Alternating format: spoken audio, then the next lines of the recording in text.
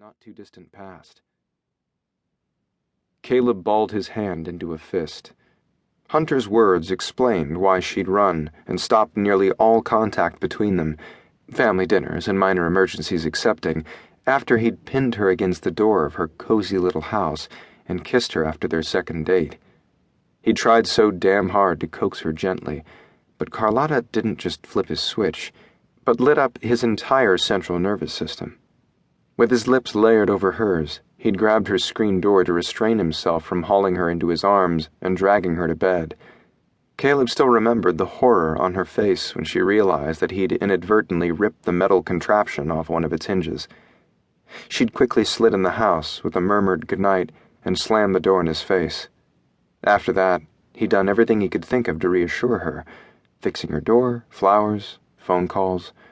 No response. Had he given up? Not really.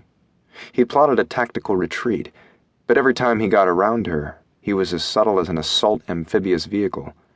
Of course, 24 years in the U.S. Army didn't exactly cultivate a talent for tact. I know, Caleb admitted. When she stayed with me just after her separation, she nearly jumped out of her skin every time I even came near her. I think she filed you in the overwhelming category. Exactly. But it didn't do him any good to pretend to be someone else in order to win her over. From everything he understood, her ex had pulled that routine. She's not leaving me with many options, but I'm not giving up. I've dated the alternative. Caleb grimaced. The last one was 40, just divorced, and ready to skip dinner to tango between the sheets. Don't say another word, Dad. That is a textbook case of TMI. Hunter looked a little green. Caleb wasn't a lot more comfortable saying it, but facts were facts. He'd gotten to the age where he appreciated a woman for qualities other than her sex drive. Not that he didn't want that, too. Being over 50 hadn't been a death sentence on his libido. At all. But he wanted Carlotta for more than a tumble. The waitress wearing black slacks and a Santa hat dropped off the check. He picked it up, waving away Hunter's money, as thoughts of the beautiful woman assaulted him without mercy. Her tender heart drew him. Over the past 2 years, he'd noticed that she went out of her way to please just about everyone. She'd helped Kata decorate her first apartment with Hunter, turning it into a cozy little nest for newlyweds. Complete strangers at the hospital where she worked felt her compassion daily when she shared a smile, a tear, their silence. She'd taken to mothering Hunter with an affection he hadn't had since Caleb's own wife had walked out on him nearly 15 years ago. His macho Navy SEAL son might not admit that he liked it, but when Carlotta cooked his favorite meals, Hunter preened like a cat basking in sunlight. She'd even opened her heart to his younger son, gently teasing or scolding Logan whenever he was home and on leave.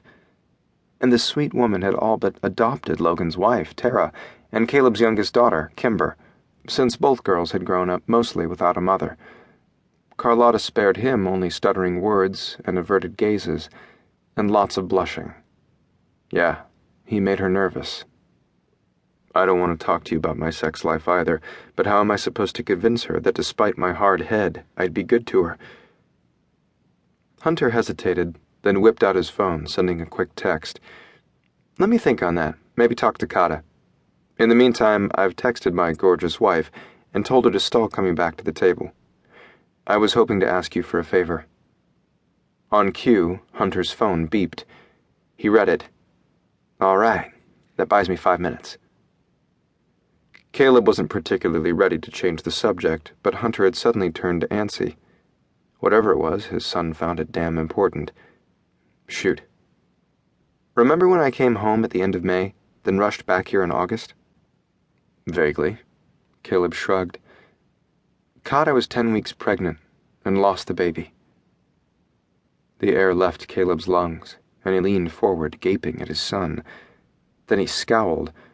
Hunter held up his hands. Before you say it, I know. But Kata wanted to tell me first, in person, and I didn't get leave. I knew nothing until she called from the hospital. She didn't want anyone but her mother to know. That's just Kata. She doesn't want the pity. Oh, shit, I'm sorry, son.